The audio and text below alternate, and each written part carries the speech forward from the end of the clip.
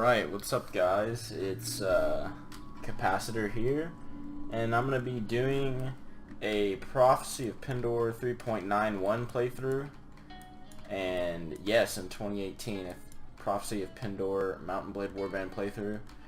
And just to give you a quick rundown of what this playthrough is going to be like, so you can see if it's something you'd like to follow, is, as you can see, this is supposed to be maxed, but I have max difficulty, or at least I believe I do. Max damage, full damage to me, max combat speed AI, everything's maxed out. And as you can also see, it's realistic, so I cannot save spam tournaments and things like that. So basically what my playthrough is going to be like, and if you're wondering, I have 8 men, the game was just started. I just grabbed these guys, these Fierce Vein nobles in the tavern, and some recruits, because I ran up to Cinderfell to check for this playthrough. The Silver Mist Rangers are here, which if you didn't know, there's a 30% chance the Silver Mist Rangers have a chapter in Cinderfell, or Cinderfall actually. So I wanted that because for this playthrough, my plan is to run somewhat of a prisoner or a slaver playthrough with Fierce Vein. I want to join... Yeah, Fierce Vein. I want to join the Fierce Vein and use their infantry and back them up eventually, someday, with Silver Mist Rangers. But as far as the slaver part, I want to try to get Doom Guides from the 3 Seer Patrols. Now, take a look at my character, named Capacitor is just name at the moment. I rolled straight Charisma, so I have leadership, and I'm going to level up prisoner management, and I'm just going to get agility and intelligence to 12, push strength to maybe like 18, and keep that charisma high. And yeah, so this is going to be a really, I've done this before, it's an extremely hard playthrough, or extremely hard mod to do on max difficulty. It's going to, we're going to have to play very smart. I'm going to be using bows, even though I spawned with a crossbow. But yeah, I'd like to keep the series pretty heavily edited, so you guys don't have to watch a lot of me just getting stomped, because as it is realistic, especially early game without the pathfinding, I'll be getting caught and killed quite often. So if you guys think this is something you want to watch, stick around, and here we go. In early game, especially in Prophecy of Pendor, if you don't skill trainer, you don't have a companion, your men get basically no XP. And in Prophecy of Pendor, unlike other mods and native, there are not a bunch of just stompable parties running around like in native. You got like looters, which are really just fodder troops that you can kill all yourself. Those are very rare in Prophecy of Pendor, because you have the I need to see one of their parties, look at their name, the Vanskari Raiders. They're pretty heavily armored, and honestly you can't even beat in a 1v1 level 1 on max difficulty. So what we are going to do, and this is a decent way to try to get going in Prophecy of Pendor, is to ask the guildmaster there, like I just did, for a quest, and he can sometimes make looters spawn, and he wants you to take out the looters, or he wants you to go like this one, pretty much across the world to ransom a girl from bandits. And you can be like, no, I'm not ransoming, and just fight them, but that is usually not going to work out for you. But as running across the map won't work for me, because I will run into heretics who are faster than me, I will just fight these bandits. I was just going on about how there's not weak bandits everywhere, but this is a pretty rare party to spawn without a lot of times they'll spawn with like a Blackheart Knight or something later in the game, which is pretty tough to defeat this early, but they didn't spawn with anything, so it should be pretty simple. But given that this is full damage max difficulty, as you can see, I still take plenty of damage from these guys, especially in the early game. Playing on max difficulty, you cannot quite one-man army like you can in native, or not native, just on an easier difficulty. And as you can see, my men go down to these pretty low tier bandits like it's nothing. My cav, actually I didn't realize my cav that I bought ran off due to the pre-battle orders, but yeah, it's pretty easy party to take out. Might be able to get a few militiamen off that. So this is basically just going to be a playthrough of me showing how to get started in a hard playthrough on Prophecy of Pendor and how it is possible to do well. It's a lot more, I guess nerve-wracking is the word. You have to play very careful. I know you'll see a lot of playthroughs of some pretty popular, I guess there's still popular Warband YouTubers around, where they just get 100 knights, charge straight at them, you'll watch the feed pop up with kills. But on max difficulty, even just normal like Sarleon, any infantry, if you're cav right into them, you're just going to take massive casualties regardless of what tier they are. This is going to be heavily edited because the first part of Prophecy of Pendor is a real headache. Because everyone's faster than you, everyone's stronger than you, and you can just not really get yourself started very easily. So,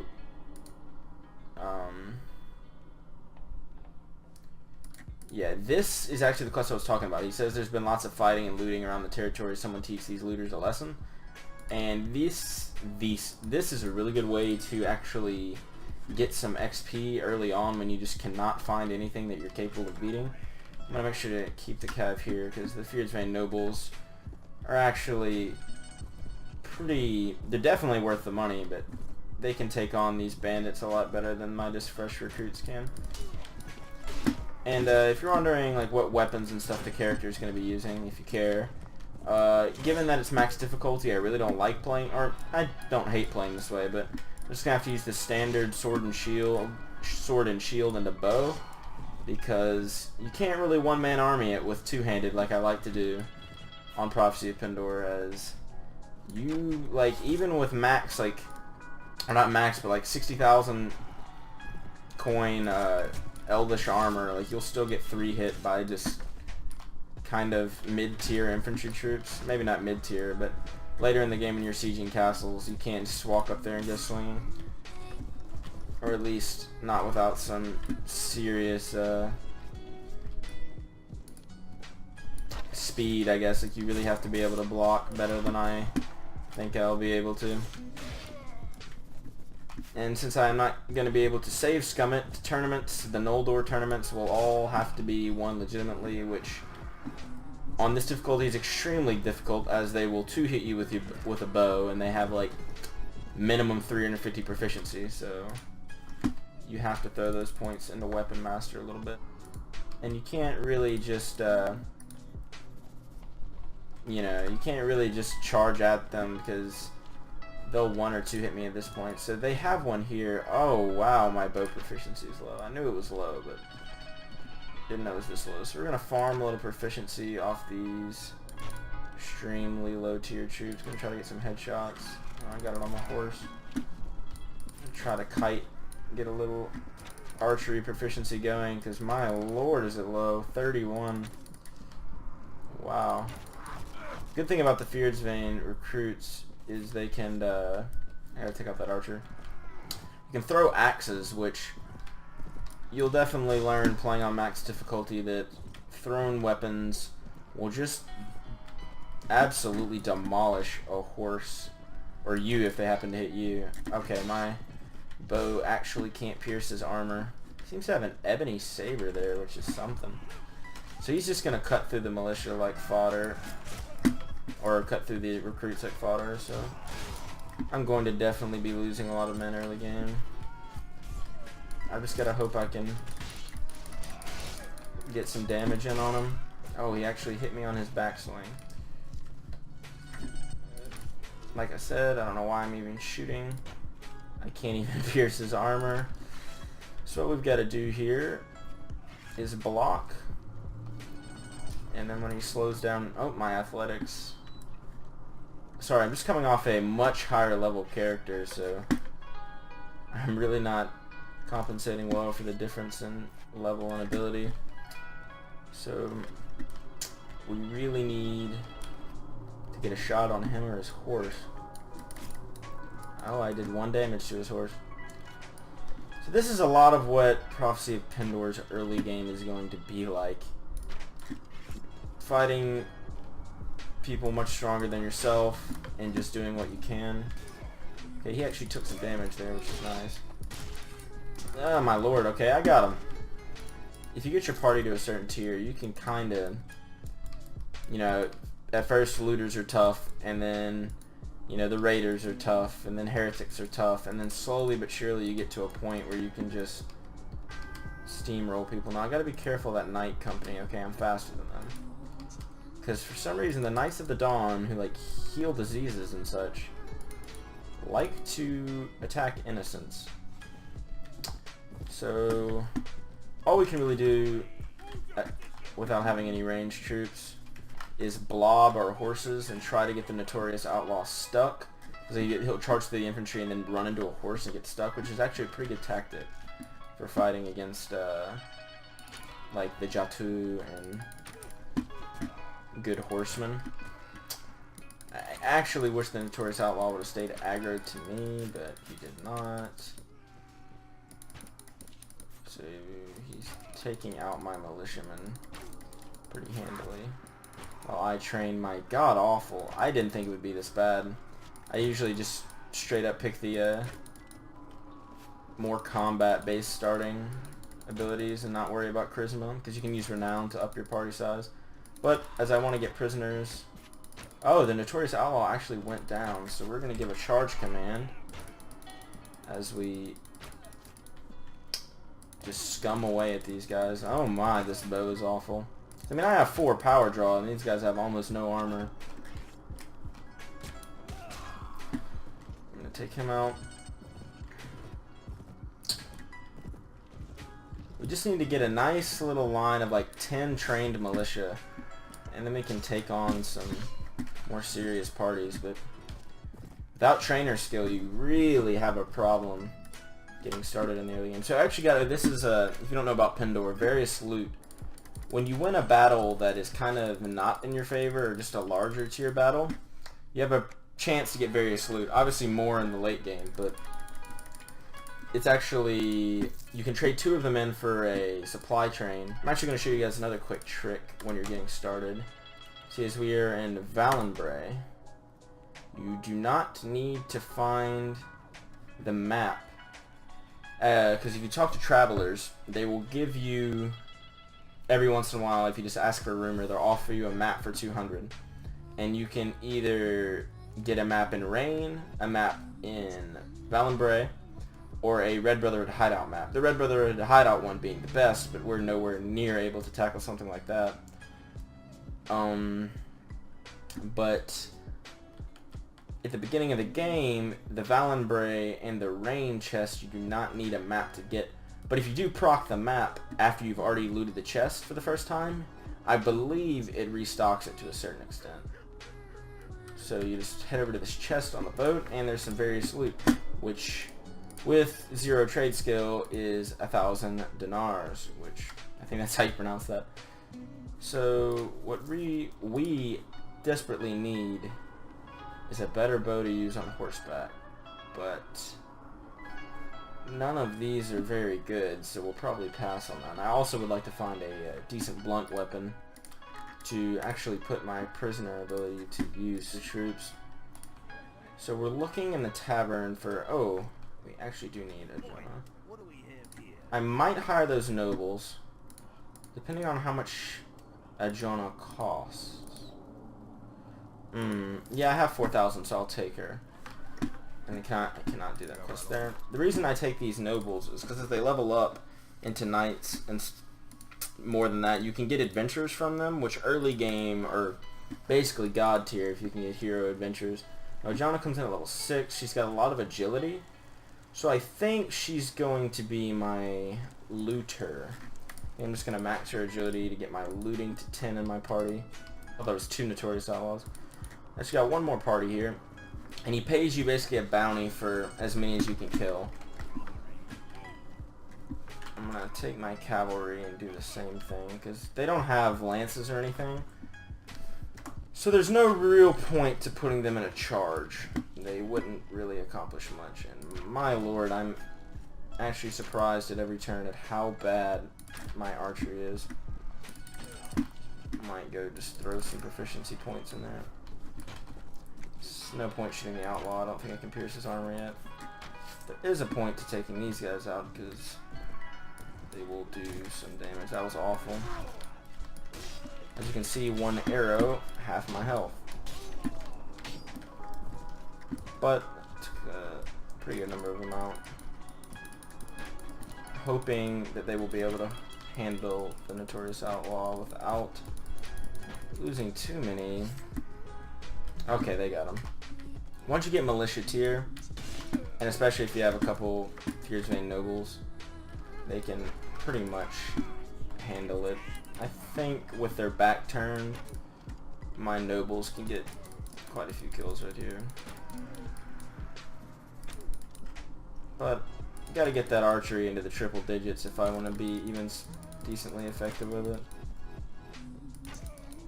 Oh my. I mean, I'm doing 7 damage to very lightly armored folks. 2 damage. 0 damage. That one's actually kind of armored. Jonah? Oh, nice hit.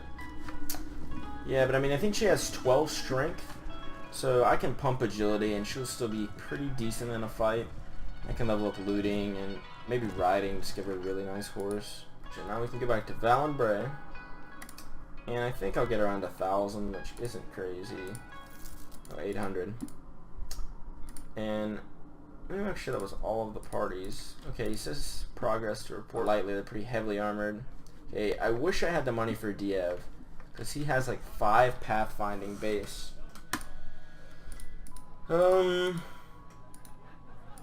Yeah, 4,000 for Diev is not gonna work at this point in the game. Actually, I could get the 4,000. Although now he's probably not gonna want to talk to me, which is a real shame. Let's see.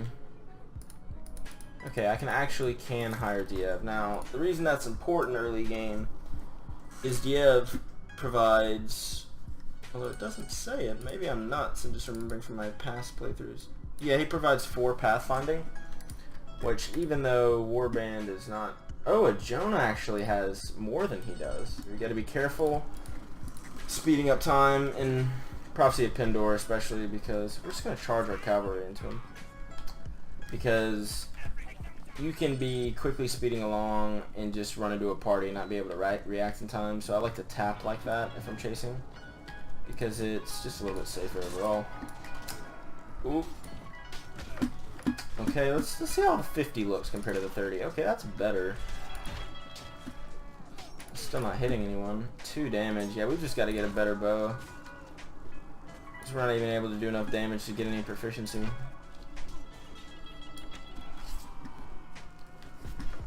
Alright. Wrap this up. Basically just beating up on peasants. Now, these guys must require a fair amount of XP, because my Fierce Vein Nobles haven't leveled up at all. Throw a few points of trainer into him. Because as of right now, if you look, I can carry 114 men at the start of the game, which is insane because of the leadership I have. So if we can get our money going, we will be in great shape. With these Mettenheim Adventures, I will actually pick up because it will keep me alive. 9 of Eventide, I'll pass. Because you just need those troops that are just well trained enough to keep your recruits from just getting butchered. Ooh, now that's a fight I could take.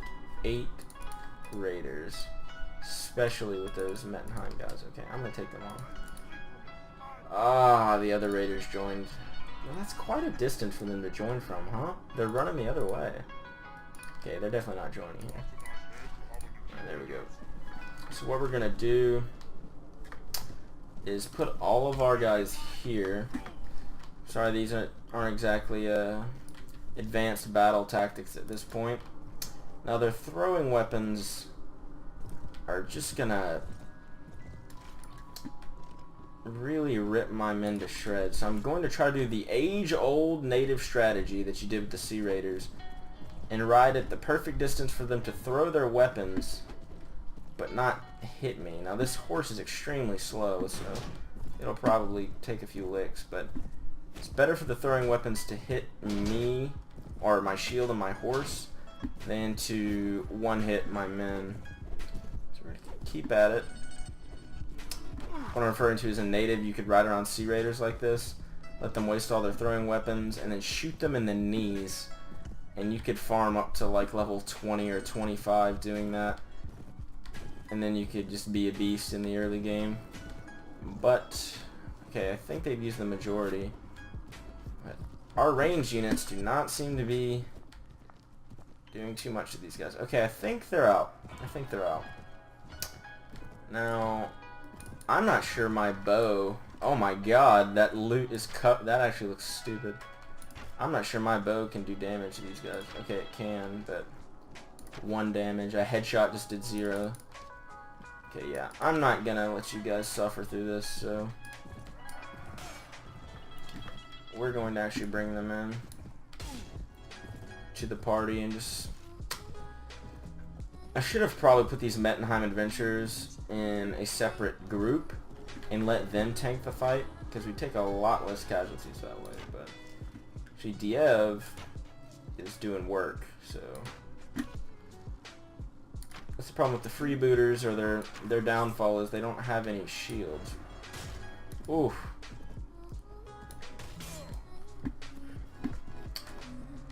I don't have any ranged units. I really need to get some Ravenstern skirmishers. Just for times like this, we're going to keep kiting, because if they get in as a group with those two-handed weapons, they will really go to work on my guys. Okay, I think they should be weak enough now. Both of these guys are wounded. Let's get everyone in there. One of them's running. So should be good here, unless he gets a nice overhand shot. And there it is. Damn hard difficulty. They're cheap in the first place. And let's check our money. 816. Here we go. Let me sell all this. Well, that actually wasn't as much money as I thought I would get from that, but it's kind of RNG based. Here's the Silver Mist Rangers, who are going to be our bread and butter for taking castles. My strategy on taking castles in the late game is just get around 100, 120 of the best archers you can. Ravenstern Rangers work fine. And you just kind of machine gun down castles. Now, it doesn't work on all castles, but there's a couple, if you're friends with the Noldor, that Adarian, or whatever the Noldor Lord's name is, like White Stag Castle, he roams about right here. So you can kite him into any enemies that want to siege the castle back. So this is actually a pretty good place to launch your empire from, is White Stag Castle. And it's actually not hard at all to siege with archers. Valor Shield is even easier. You spawn on a hill at Valor Shield, looking down on the castle, which is more of like a... reminds me more of like a palisade, I guess. It's not even really a castle. But you can easily take that castle in 1 to 2 fights if you have 100 archers. Like, you just retreat once, which you'll lose some honor, but you can farm honor easily in Prophecy of Pendor.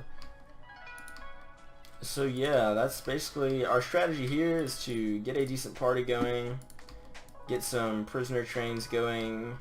Once we get our money up and a decent party, work on those Qualish gems, Knighthood Order quests. But yeah, I'm looking forward to this series, and I think I'm going to be bringing this episode to an end here. Actually, we will fight these Venskari Raiders first. I did not expect to get attacked. Now, it's weird how some of the raiders have horses. It's just so weird. I don't like that. I mean, maybe they're Jarls or something, but... Oh no, it's the freebooters that have the horses. It seems kind of odd for their whole... Now... Okay. We did some... Oh god. They spawned close. We're in trouble here. I gotta get their attention. Oof. We might lose well over half of our guys here. Yeah. Thus is the reality of playing on realistic. How many did we kill? We have 19 dead, and there's 6 enemies alive. Okay, so we'll win. Those Mettenheim adventurers are pulling the weight for us, but they are getting clunked by this guy. Look at this beast. Oh my god, God. Hit him. There you go. Okay, we won the battle. We lost 23 men, 6 Ravenstern recruits, 9 Fear Disdain recruits, 3 of those adventurers. So that's just a quick display of the absolute carnage that the than Scary Raiders put out. Yeah, I guess those axes just really give it to you. I'm gonna put on Screwed Nasal Helmet. So yeah, like I was saying, I hope this video will be well edited down to not be some just horrible fest of watching me run around killing looters. But yeah, I'm pretty excited to get this going, and I think we are going to end the episode here. Diev is actually upset that... Is he upset I died in battle, or upset we lost a lot of men? I didn't really read. I'm not too big on the companion complaints. It's actually just really annoying to put work into companions and then just like not like each other for some random reason. Anyways, that's gonna be it, guys. I hope you guys look forward to this series if, you know, anyone watches. If not, I'll just be playing Mountain Blade as usual. So see you guys in the next one.